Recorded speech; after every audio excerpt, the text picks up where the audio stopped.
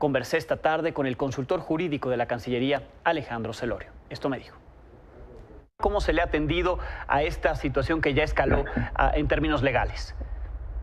Claro que sí, pues primero me referiré a un proceso que es de la mayor envergadura por el prestigio que tiene la Corte Internacional de Justicia. Esta es la Corte que dirime controversias entre estados. Es la corte más importante en derecho internacional y que permite refrender el compromiso de México en la solución pacífica de las controversias y en el no uso de la fuerza, sino en recurrir a la ley para resolver cualquier problema que exista entre estados. Este proceso es un proceso que se ha cuidado con la pulcritud y el detalle que merece. México ha tenido a 4 jueces ante la Corte Internacional de Justicia. Esta quinta nominación de una persona mexicana se suma a la trayectoria de jueces como Bernardo Sepúlveda, Isidro Fabela, Roberto Córdoba y Luis Padilla Nervo. La última elección de una persona mexicana ante la justicia internacional fue de la maestra Socorro Flores ante la Corte Penal Internacional. Ahora bien, el proceso demanda de muchísimo cuidado y de muchísima atención a los detalles. Y esto es una muy buena oportunidad para referirme a lo que tú ya mencionaste en la nota que leí esta mañana, de que hay una persona mexicana que se queja que no fue atendida su petición para ser considerada. Aquí lo primero que tengo que resaltar es que las personas que son nominadas por los grupos nacionales, y explicaré a detalle qué son los grupos nacionales, son las personas que gozan del mejor prestigio de conocimiento público, de reconocimiento público, de trayectoria en el derecho internacional. Cualquier persona podría ser nominada por los grupos nacionales, pero la constante en este tipo de procedimientos es que sean las personas que gozan de la mejor y de el mayor reconocimiento y reputación. ¿Cómo es el procedimiento? El Estatuto de la Corte Internacional de Justicia mandata que las personas miembros de la Corte Permanente de Arbitraje, cada estado tiene a 4 personas ante la Corte Permanente de Arbitraje, pero a título personal, estas personas son miembros de la Corte Permanente de Arbitraje. Estos grupos nacionales pueden nominar hasta 4 personas cada vez que hay una vacante.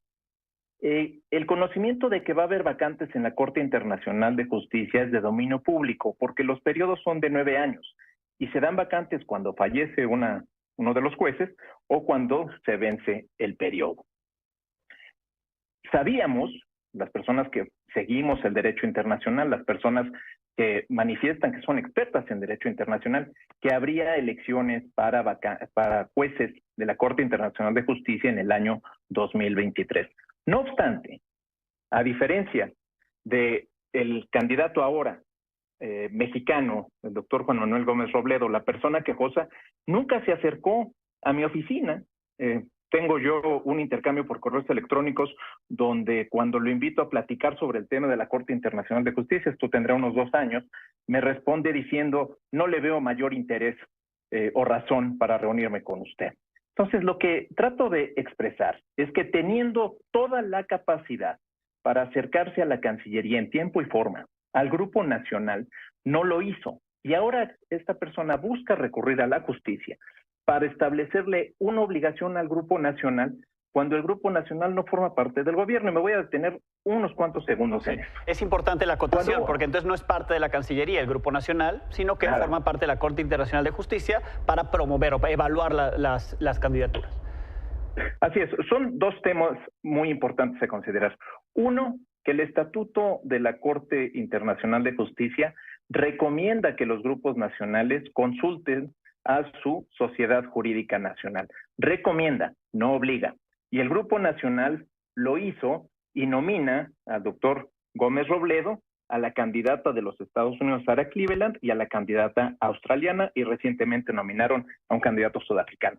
Ahora, respecto al Grupo Nacional como autoridad, es del todo falso, porque son personas privadas que a título personal forman parte de la Corte Permanente de Arbitraje. La Cancillería no le puede obligar al Grupo Nacional a que nomine a determinada persona. Es más, la justicia federal le establece al Grupo Nacional que en independencia de su jurisdicción decida si nomina o no al quejoso.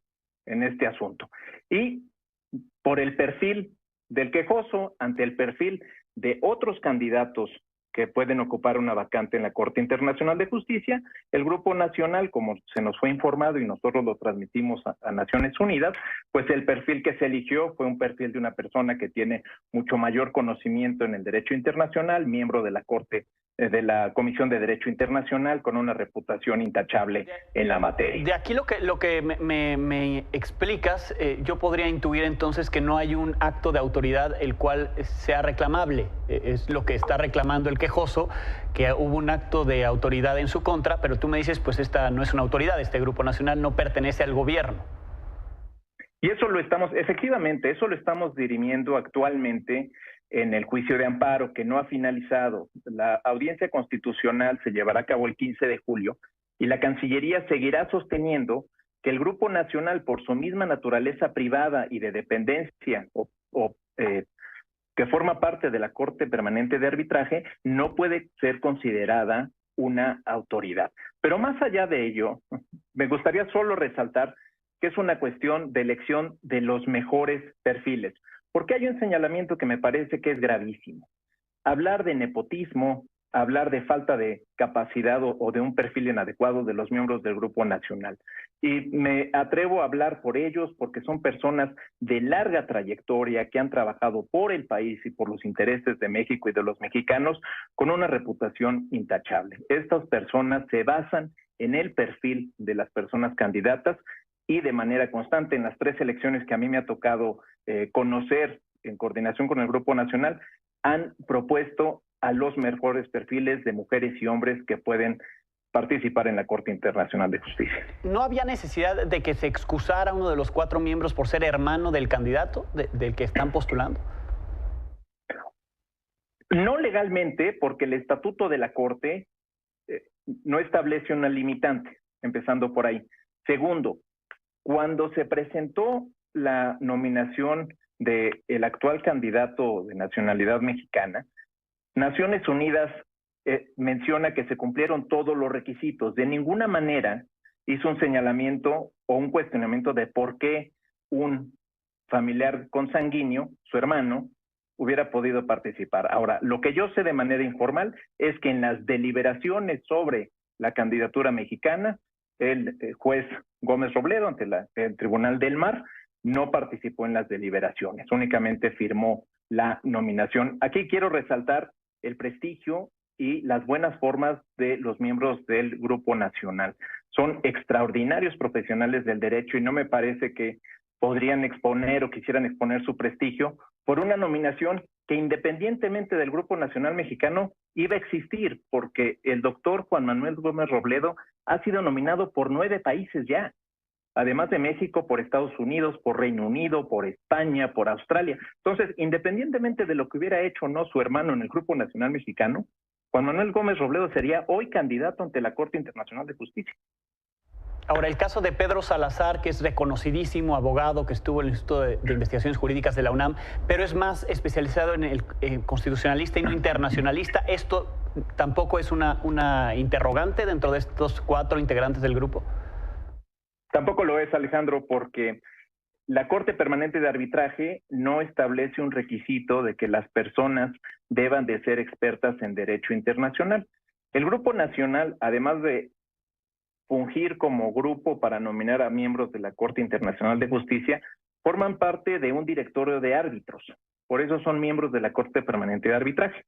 Entonces, lo que se busca como árbitros es contar con las mejores personas expertas en el derecho y, por supuesto, una persona constitucionalista le ofrece un muy buen perfil al Grupo Nacional Mexicano ante la Corte Permanente de Arbitraje.